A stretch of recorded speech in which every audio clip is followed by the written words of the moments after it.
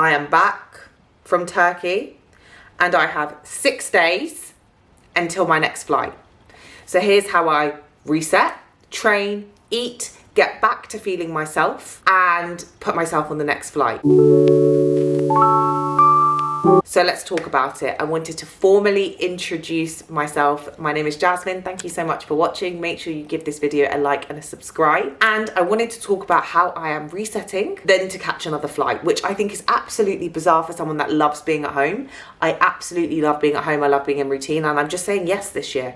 I am just saying yes. I'm being someone I've never felt like I've been before. So I landed from Turkey and then I'm going to New York. So it's a lot. It's a lot. And especially because Turkey, I felt like I lacked on sleep. It was just generally a lot, but I need to reset, recharge, and I thought I'd take you along with it. So first thing I always do is unpack my suitcase, do all of my clothes washing, laundry, and making sure that I can feel my best.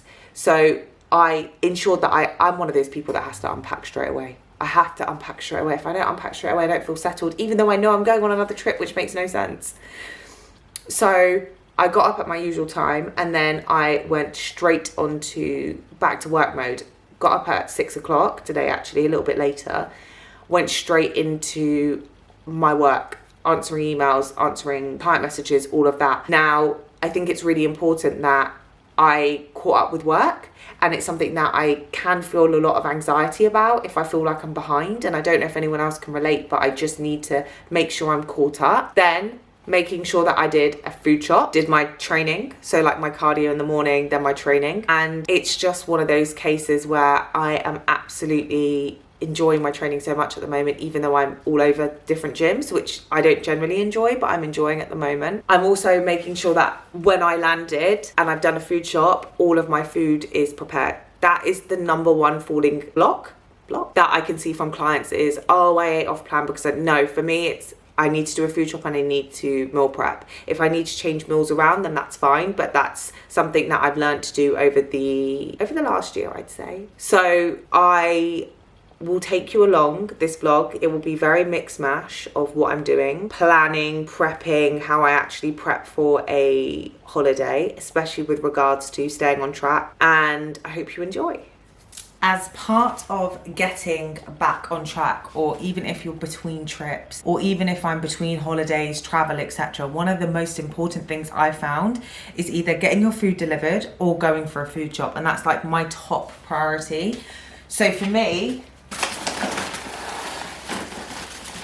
I will show you a week. It's not really a week, but about a week's worth of food. So the first thing I got is parsnips, because as soon as I finished prep, it was an absolute obsession. So now I have to have my daily parsnips, and days that I don't have them, I feel like I'm losing the will to live. And then I always get frozen Brussels sprouts. For me, I've kind of gone off broccoli. I'm just not a fan of broccoli, so that's that one. Mushrooms for meal 4, peppers for meal 4, kale, cabbage. I love white cabbage. White cabbage steamed, absolutely divine. Pineapple, because on a high day I have pineapple with meal 4. Well, I just already absolutely, if you don't know about these chocolates from Lidl, please. They are absolutely divine. They're so nice. And then carrots, because I absolutely love carrots. Anyone who knows me knows I used to go out in final year and I used to take carrots to the club. Yeah, because I don't drink. So it's cool. Frozen green beans. Frozen food is great because obviously it's actually, what I've learned is that it's frozen when it's fresh. So like they'll pick the green bean, freeze it, all the nutrients are packed in there, so, and you can keep them. So if you're in between travel like I am, I know that the frozen food is absolutely fine because it'll be stuck in the freezer for a week until I cook it again. And then squash. An easy way for you to get your water in is squash, sugar-free squash. It's something that I've always done. I even use sparkling water and put squash in there. I don't know what other countries call it, but we call it squash. 2 bananas, because for my high days I'll need bananas, and that's more than enough for the week that I'm here.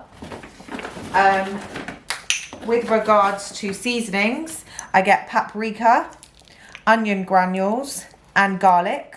They're the three that I went for. Whatever we're running out of, then I'll just pick up.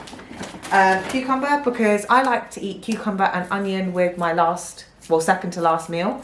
And I think it's nice. Sweet potato, I only got 2 bags because I'm not here for that long. And I have sweet potato twice a day. That's my chosen carb source. I can't digest potatoes. They don't digest very well. What else doesn't digest? I think I'm slowly introducing eggplant. So that's always really interesting because it's obviously the same family. Baking powder, because I put it in my cream of rice for my last meal. And I'm running low. And then I got 3 bags of frozen batter. If you're eating as much protein as I am, you're trying to be as cost effective but with good quality, so I always get frozen batter, defrost it, weigh it, cook it, the whole shebang.